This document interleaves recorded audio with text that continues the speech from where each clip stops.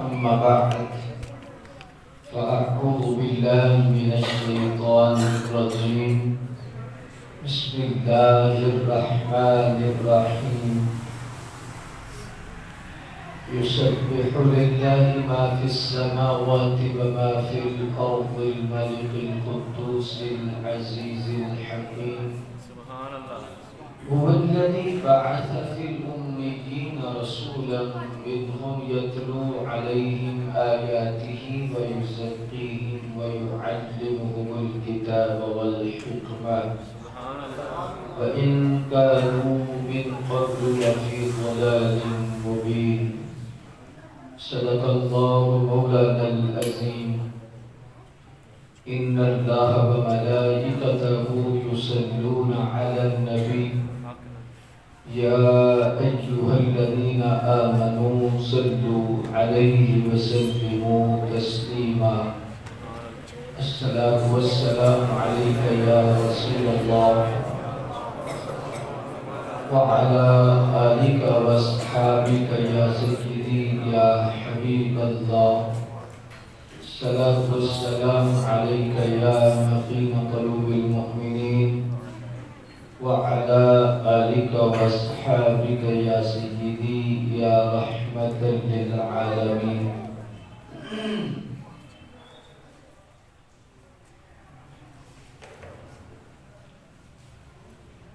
یوں تو سارے نبی محترم ہیں مگر سرور انبیاء تیری کیا بات ہے. رحمت دو جہاں ایک تیری ذات ہے. اے حبیب خدا تیری کیا بات ہے. روح کون و مقام پہ نکھار آ گیا. سب کی بے چینیوں کو قرار آ گیا.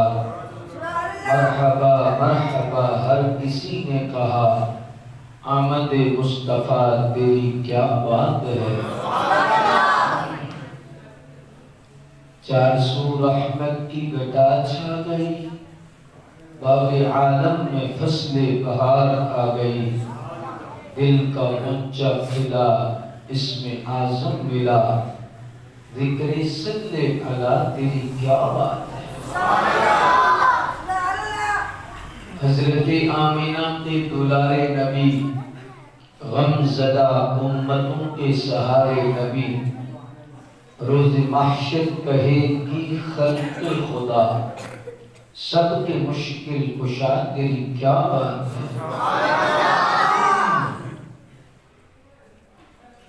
خلق کائنات جل جلالہ کی حمد و ثنا قاسم عزت شہکار تخلیق قدرت قسیم نعمہ جنت شہنشاہ دین و ملت حبوب جان رحمت تاجدار کائنات شان کائنات جان کائنات رحمت کائنات اصل کائنات مقصد کائنات منبع کائنات منجع کائنات زینت بزم کائنات روح کائنات جان کائنات بلکہ جان جہان کائنات صلی اللہ علیہ وآلہ وسلم کی بارگاہ مقدسہ میں درود شریف کا نذرانہ عرض کرنے کے بعد مقتدر سادات اکرام علماء اہل سنت صاحبان محبت و مودت عاشقان رسول غلامان اصحاب رسول مبشرگان دامن آل رسول بالخصوص حاضر محتشم حضرت علامہ مولانا محمد افضل صاحب زیدہ شرفہ حاضر محتشم مخلص فی اللہ حضرت علامہ مولانا محمد ساجد امین صاحب زیدہ شرفہ حضرت علامہ ابن عبد الغفور صاحب زیدہ شرفہ حضرت علامہ مولانا محمد امتیاز صاحب زیدہ شرفہ نبی رحمت صلی اللہ علیہ وآلہ وسلم کی محبت رکھنے والے خوش نصیب سامعین و حضرات، حضرت دادا صاحب رحمۃ اللہ تعالی علیہ کے فیضان کے سائے تلے یہ روحانی دسترخوان سجا ہے۔ مسجد کے منتظمین، اہل محلہ، بالخصوص ہمارے بہت اچھے ورکر اور مخلص ساتھی حضرت قبلہ حافظ محمد احسن صاحب زندہ شرف ہو، اللہ نے جزائے خیر عطا فرمائے۔ حضور کے ذکر نور سے اللہ تبارک و تعالی ہماری ظاہری باطنی مشکلات آسان فرمائے اور سرکار کے ذکر نور کی برکات ہمیں دنیا و آخرت میں نصیب فرمائے۔ ایک مرتبہ محبت کے ساتھ درود شریف کا نذرانہ حضور کی بارگاہ میں پیش کریں۔ الصلاة والسلام علیکہ یا سیدی یا رسول اللہ وعلا آلک و اصحابک یا حبیب اللہ۔ الصلاة والسلام علیکہ یا سیدی یا حبیب اللہ وعلا آلک و اصحابک یا رسول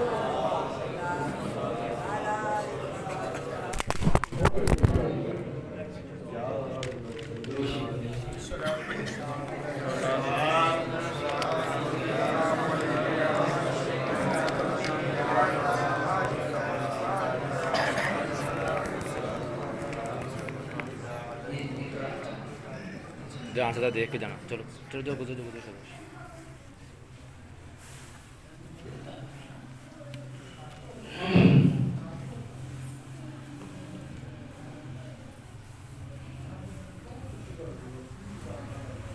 نبی رحمت صلی اللہ علیہ وآلہ وسلم کا ذکر کرنے اور سننے والا خوش بخت ترین انسان ہوتا ہے۔ یہ قیمتی لمحات ہیں، ان کا وزن اور قدر دنیا سے جانے کے بعد ظاہر ہوگا۔ یہ قبر کے لیے یہ لمحات بہت بڑی کرنسی ہے۔ قبر کی روشنی کا سبب اور نجات کا سبب یہ لمحے ہیں۔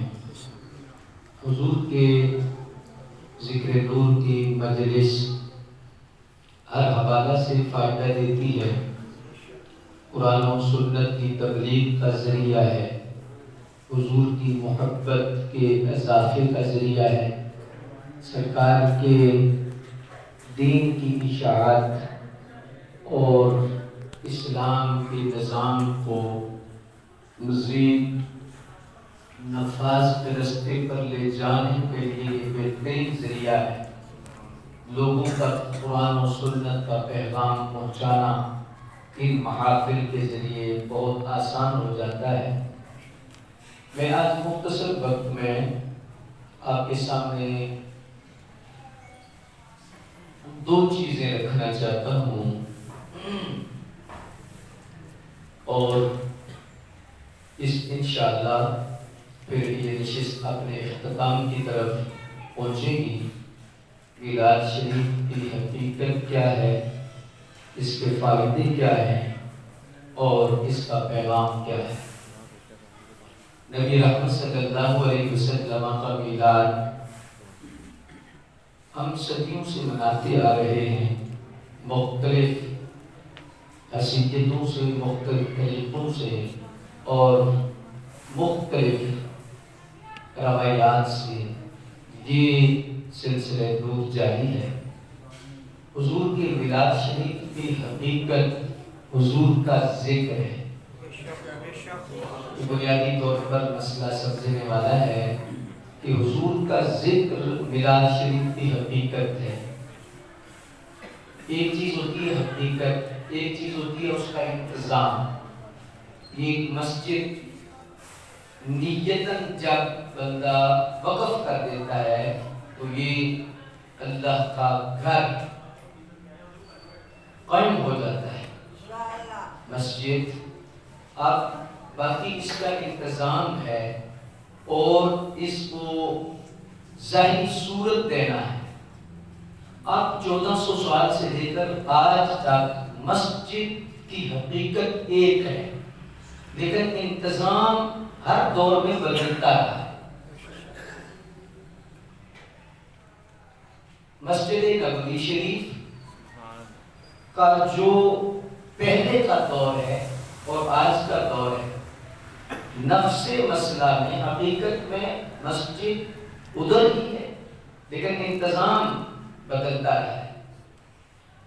جہاد ہم کرتے ہیں، اس کا حکم اور فرائض جو احکام ہیں آج بھی وہی ہیں، لیکن اس کا انتظام اور جہاد کرنے کے ذرائع وقت کے تقاضوں کے مطابق، تیر تلوار اور بالے ایک دور تھا، آج جہاد تو وہی ہے، حکم تو وہی ہے، نصاب بھی وہی ہے، احکام بھی وہی ہے، لیکن دور کے تقاضوں کے مطابق اختیار ہوں گے۔ حج کرتے ہیں، اس کے رکن نہیں بدلے، اس کی فرضیت کا نصاب نہیں بدلا، جگہ نہیں بدلی، لیکن انتظام ہر زمانے کے ساتھ مختلف ہے۔ اس وقت پہنچنے کا جو انتظام تھا، سواریاں وہ جانوروں کی صورت میں پیادل بندے چلتے تھے، آج کیا سواریاں ہیں، ہوائی جہاز ہیں، بحری جہاز ہیں، دیگر ذرائع جو جدید ہیں وہ ہم استعمال کرتے ہیں۔ حقیقت نہیں بدلی، انتظام بدلا ہے۔ آپ شادی کرتے ہیں، نکاح کا نصاب وہی ہے، اس کے جو فرائض ہیں وہی ہیں، میرج ہال، دیگر انتظامات یہ وقت کے تقاضوں کے مطابق ہیں۔ میں اس پر اور مثالیں بھی پیش کر سکتا ہوں، لیکن وقت بچاتے ہوئے میں معافی ضمیر منتقل کرنے کے لیے یہ 2-3 مثالوں سے میں نے سیڑھی بنائی ہے۔ مسجد کی حقیقت ادھر ہے، انتظام بدلا ہے، حج، جہاد، دیگر انتظام ہر دور میں تقاضوں کے مطابق ہے۔ میلاد شریف کی حقیقت حضور کا ذکر ہے، ہر دور میں تھا، لیکن انتظام مختلف ہوتا ہے۔ میری نوجوان نسل کثرت سے تشریف فرما ہے، علماء بھی جلوہ فراز ہیں، جن لوگوں نے ٹھوکر کھائی، جن لوگوں کو مغالطہ ہوا، جن لوگوں نے فتوے کی مشین چلائی، اصل میں مسئلہ کیا ہے؟ اصل پرابلم یہ ہے کہ انہوں نے انتظام کو میلاد سمجھا ہے۔ پھر سوالات کھڑے ہوئے ہیں، اب دیکھیے یہ ایک انتظام ہے، ساؤنڈ ضروری نہیں ساؤنڈ کے بغیر بھی حضور کا ذکر ہو، میلاد ہو جائے گا۔ سینکڑوں بندوں کی بھی ضرورت نہیں، خطیب صاحب کی ضرورت نہیں کہ باہر کے شہر سے آئیں، سرکار کی تعریف، حضور کا ذکر۔ اب گھر میں بیٹھے 2 بچوں کو بٹھا کر حضور کی تعریف کر دیں، سرکار کا ذکر کر دیں، میلاد شریف ہو جائے۔ یہ انتظامات تھے، جتنا آپ نے عقیدت اور محبت کے ساتھ، یہ ایک مہمان نوازی کا سلسلہ ہے، پیغام پہنچانے کے لیے آپ ایک انتظام کرتے ہیں، اللہ اکبر۔ تو یہ انتظام اور چیز ہے، حقیقت اور چیز ہے کہ بلا جن لوگوں نے مار کھائی، اصل میں انتظام کو انہوں نے میلاد سمجھا، اور یہ پھر اعتراض کیا کہ صدیق اکبر کے دور میں تھا، عمر فاروق کے دور میں تھا، صحابہ کے دور میں تھا۔ انتظام کی بات کرتے ہیں، انتظام اور چیز ہے، حقیقت اور چیز ہے۔ یہ بتاؤ کہ میلاد کی حقیقت حضور کا ذکر ہے، کب نہیں تھا؟ حضور کا ذکر کب نہیں تھا؟ کس زمانے میں نہیں ہوا؟ کس امت میں نہیں ہوا؟ وَإِذْ أَخَذَ اللَّهُ مِيثَاقَ النَّبِيِّينَ لَمَا آتَيْتُكُم مِّن كِتَابٍ وَحِكْمَةٍ ثُمَّ جَاءَكُمْ رَسُولٌ، یہ جو میثاق کا سارا سلسلہ ہے وہ کس کا ذکر تھا؟ کون کر رہا تھا؟ کس کے سامنے ہو رہا تھا؟ مبشرا برسول یأتی من بعد اسمہ احمد، یہ خطبہ کس کی تعلیم میں پڑھا گیا؟ کس کا تعارف کس نے کرایا؟ اللہ اکبر۔ هو الذی بعث فی الامیین رسولا منہم یتلو علیہم آیات، یہ کس کی تعریف ہے؟ کب سے ہے؟ اب ایک یاد ایک بات ذہن میں رکھیں، یہ جو حضور کا اسم پاک ہے نا، یہ اس چیز کا اعلان کر رہا ہے کہ تعریف کرنے والا حقیقت میں خود خدا ہے۔ جب حضور تعریف کرتے ہیں اللہ کی تو حضور احمد ہیں،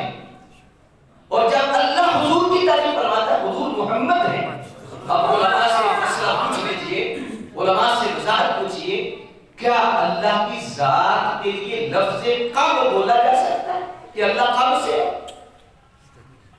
حضور نے منع کیا، فرمایا اللہ کے متعلق یہ سوال نہ کرو کہ اللہ کب سے ہے، فرمایا کہ اللہ ازلی ہے، ابدی ہے، کب کا تعلق وقت سے ہے، تو وقت اس کی تخلیق ہے، اس کی مخلوق ہے، اللہ کے متعلق لفظ ہے کب نہیں، اور حضور کی تعریف اللہ فرما رہا ہے، اب حضور کی تعریف کے لیے بولا جائے کہ کب سے ہے،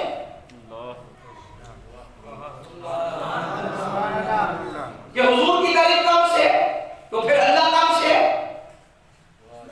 بول نہیں سکتے، تو جب اللہ کے لیے زمانہ کا تعین اور زمانے کے کا لفظ نہیں بول سکتے کہ کب تھا، تو اس طرح حضور کے ذکر کی ابتدا کا بھی کسی کو نہیں پتا، آدم پیدا ہوا کہ نہ ایک چاند ستارے حدوں کی نور محمد والا زندہ سی لشکا، بس آہد سی یا احمد سی ایک کل پسارا کل بنیا، یارانی اگلا یار جانن آدم پیارا کل بنیا، دیکھئے اور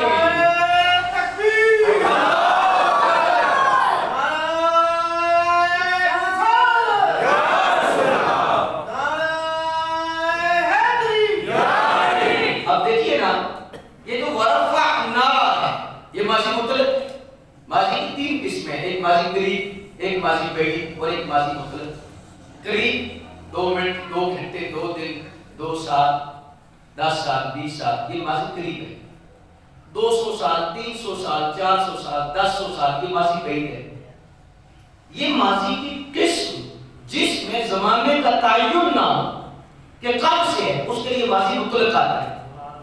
اللہ نے اپنے محبوب کے ذکر کی رفعت کا جب ذکر کیا تو فرمایا ورفعنا، ماضی مطلق، فرمایا ہم نے بلند کر دیا، لیکن یہ اللہ فرمایا کب، فرمایا اس لیے تو ماضی مطلق ہے،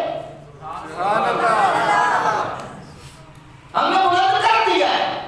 تو اب میلاد شریف کی حقیقت حضور کا ذکر ہے، یہ سوال کرو کہ میلاد اگر سرکار کا ذکر ہے تو پھر سرکار کا ذکر کب سے ہے، سرکار کی تعریف کب سے ہے، یہ تو نہ سوچا جا سکتا ہے نہ سمجھا جا سکتا ہے۔ اور اگر انتظام کو لے کر آپ فتویٰ بازی کریں گے تو پھر ٹھنڈے دماغ سے سوچیں ضد کا علاج کوئی نہیں، حسد کا علاج کوئی نہیں۔ اگر انتظام کو میلاد کہنا ہے، جھنڈیاں، جھنڈے یا یہ جو انتظامات ہیں، تو پھر مسجد کا پنکھا بھی صدیق اکبر سے ثابت کرنا پڑے گا، پھر کلیم بھی دور صحابہ سے ثابت کرنی پڑے گا، پھر یہ سارا انتظام ختم بخاری، امام بخاری، بخاری شریف، یہ سارا ثابت کرنا پڑے گا۔ یہ حضرت سیدنا صدیق اکبر نے ختم بخاری دلائے، دیکھیے نا، ذکر کا بھی علاج میں نے پہلے عرض کیا ہے، یہ انتظام ہے زمانے کے ساتھ، زمانے کی ضرورت کے ساتھ۔ قرآن شریف پڑھانا ہے امت کو، اب جب ضرورت پڑی انتظامی زیر زبریں لانی پڑی، لگا دی، مدرسے بنا دیے، سمجھانے کے لیے صحابہ نے کس نے سرف پڑھائی ہے، کس نے نام پڑھائی ہے؟ یہ جو تنظیم المدارس کا کورس ہے یا دیگر تنظیمات کا جو کورس آج مرتب ہے، کس صحابی سے ثابت ہے؟ دیکھنا ہے اصل کہ حقیقت کیا ہے، یہ انتظام ہے۔ اب دیکھیے صحابہ کرام رضوان اللہ یہ مجمعین میں یہ بعد میں پھر احادیث پر بحث ہوئی اور راویوں پر بحث کرتے ہوئے اسماء و رجال کے حوالے سے جو کام ہوا ہے تو حدیث کی قسمیں بنی ہیں۔ کوئی بندہ ثابت کر سکتا ہے کہ سیدنا صدیق اکبر نے کوئی حدیث کی قسم، فاروق اعظم یا صحابہ نے حدیث کی قسم کی ہو کہ مرفوع ہے، مقطوع ہے، متصل ہے، معلق ہے، معدل ہے،